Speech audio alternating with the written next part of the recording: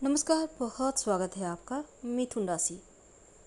अब आपको आपका हक वापस प्राप्त करने से कोई नहीं रोक सकता, क्योंकि देवगुरु बृहस्पति राहु के नक्षत्र आद्रा नक्षत्र से निकलकर अपने ही नक्षत्र पुनर्वसु नक्षत्र में प्रवेश करने जा रहे हैं 13 अगस्त को।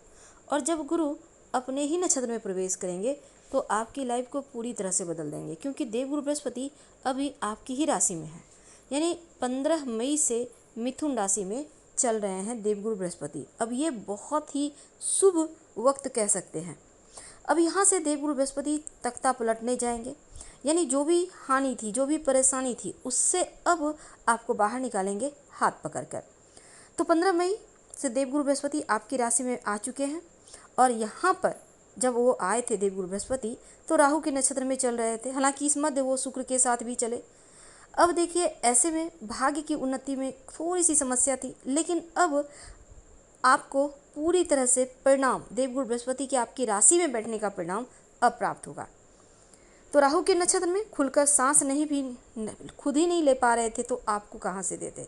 अब देखिए, देवगुरु बृहस्पति क्या है, वो ज्ञान तो देते ही हैं और लगभग बहुत सारी चीज़ें महिलाओं के लिए, विवाह, मान सम्मान, संतान, शिक्षा, तमाम चीज़ों के कारक। और जब वो आपकी राशि में बैठे हुए हैं तो अब जब अपने नक्षत्र में आएंगे तो ये कह सकते हैं कि अब जो पहले घर में बैठकर शुभ परिणाम है वो खुलकर दे पाएंगे।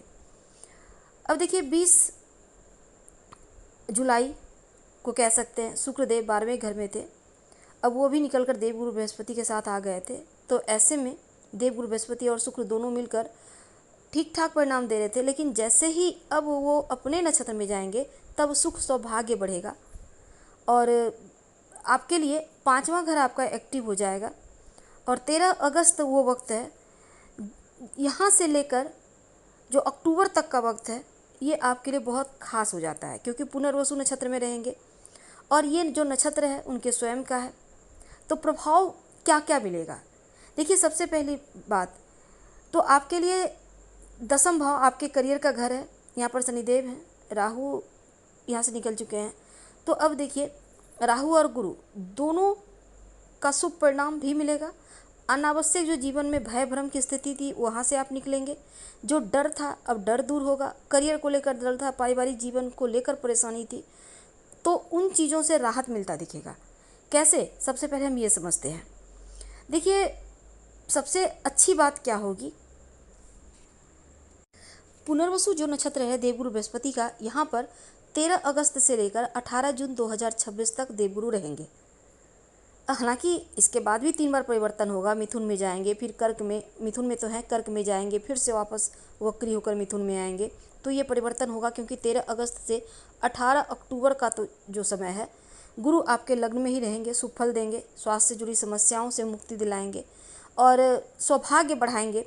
आपका शरीर, आपका आत्मा का घर पहला घर होता है, ये समझ लीजिए। आपका कॉन्फिडेंस लेवल बढ़ेगा, आपका व्यक्तित्व आकर्षक हो जाएगा, आपका प्रभाव बहुत तेज हो जाएगा, ऑरा आपका मजबूत हो जाएगा। गुरु का प्रभाव है यहाँ पर, शुक्र की राशि पर भी यहाँ पर से प्रभाव। लेकिन देखिए, जो विद्यार्थी हैं, पंचम भाव पर दृष्टि रहने से पढ़ाई लिखाई के मामलों में बढ़िया रहेगा। शिक्षा के मामलों में समय अनुकूल है।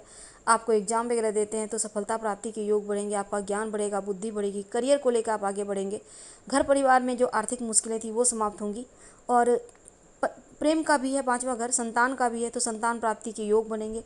अब देखिए, 5वां घर प्रेम का है तो प्रेम विवाह के भी योग बनेंगे। क्रिएटिव क्षेत्र से जुड़े हैं तो विशेष शुभ परिणाम मिलेंगे।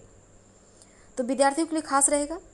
और कुछ नया सीखना चाहते हैं तो बहुत अच्छा है। अभी तक आपने जो भी शुभ कार्य किए हैं उसका जो पुण्य प्राप्त करने का वक्त, आप कह सकते हैं कि यही वक्त है, क्योंकि आपके लिए आपका ये जागृत हो चुका है भाव। तो गुरु की दृष्टि आ रही है, 7वीं दृष्टि अब 7वें घर पर भी। तो ऐसे में अगर आप पार्टनरशिप में काम करते हैं, आपका व्यापार बढ़िया चलेगा, लाभ की स्थिति बढ़ेगी, वैवाहिक जीवन बढ़िया रहेगा, जो अधूरी कामना थी वो समाप्त होगी, दाम्पत्य जीवन की अशांति समाप्त होगी। अगर आप अविवाहित हैं, विवाह तय होगा। 7वां भाव पर दृष्टि है तो यहाँ पर चीज़ों को शुभ कर देंगे, क्योंकि देवगुरु बृहस्पति की दृष्टि को अमृत तुल्य या फिर गंगा जल के समान पवित्र माना गया है।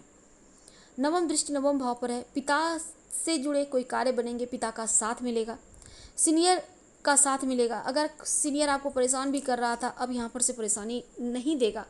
सुख सौभाग्य बढ़ेगा, धार्मिक कार्य की तरफ आपका रुझान बढ़ेगा, भाग्य जागृत हो जाएगा अपने नक्षत्र के द्वारा, कर्म के स्वामी। तो ऐसे में क्या होगा ना, आपको कहीं ना कहीं आपके मेहनत से ज़्यादा परिणाम, करियर में बड़ी सफलता, बाधाओं से मुक्ति, उन्नति ये प्राप्त होती यहाँ दिखेगी। अब शनिदेव स्वयं करियर के कारक हैं, योग कारक हैं, ऊपर से गुरु का प्रभाव, तो यहाँ पर आपके लिए बहुत अच्छा है, बड़े अवसर मिल रहे हैं। क्या करेंगे उपाय? रोज़ भगवान सूर्य को प्रणाम करें, 1 लोटा जल में हल्दी डालकर अर्पित करें और माथे पर हल्दी का तिलक लगाएं। संभव हो तो ओम ह्रीं बृहस्पति नमः का जप करें। हम आपसे विदा लेंगे। जानकारी अच्छी लगे तो